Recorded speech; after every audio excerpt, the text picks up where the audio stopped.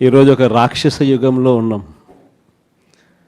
నేను మొన్న ఎవరో నా దగ్గరికి వస్తూ ఉన్నప్పుడు కూడా నేను ఏదో అంటా ఉంటే, కలియుగంలో రాజకీయాలు చేయాలి అని అంటే ఈ యుగం చంద్రబాబు యుగంలో రాజకీయాలు చేయాలి అని అంటే ఈ రాజకీయాలు చేసేటప్పుడు కేసులు వేస్తారు అనే భయం లేనప్పుడే రాజకీయాలు చేయగలుగుతాం. జైళ్ళకు పంపినా కానీ పర్వాలేదు చంద్రబాబు నిన్ను ఎదుర్కొంటామనే ధైర్యం ఉంటేనే రాజకీయాలు చేయగలుగుతాం. అలా ఉండగలిగిన తెగువ ఎవరికైనా ఉంటేనే రాజకీయాల్లో ఉండగలగాలి, చేయగలగాలి అనేది మాత్రమే ఈ కలియుగంలో మనం నేర్చుకుంటా ఉన్న పాఠం అని చెప్పి చెప్తా ఉంటాం. ఈరోజు నిజంగానే రాజకీయాలు అలానే తయారయ్యాయి.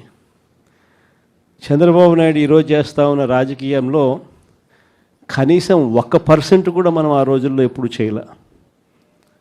ఆ రోజుల్లో మనం ఏ ఒక్కరికి కూడా ఇబ్బంది జరగకూడదు అనే ఆలోచనలు చేసాం.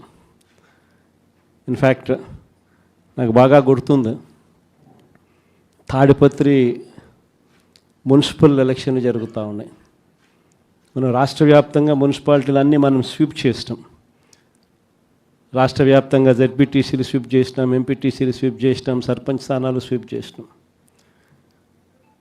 మున్సిపల్ ఎలక్షన్లలో కూడా మనం ఓడిపోయింది బహుశా రాష్ట్ర వ్యాప్తంగా ఒక 2 మున్సిపాలిటీలు మనం ఓడిపోయినాం. అందులో తాడిపత్రి ఒకటి.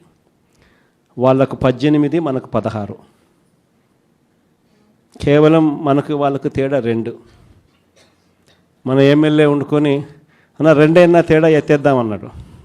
ఆ రోజు నాకు బాగా గుర్తుంది, అరే నేను ఒప్పుకోలా. మన ఎమ్మెల్యే అయినని కూడా నేను హౌస్ అరెస్ట్ చేయించిన.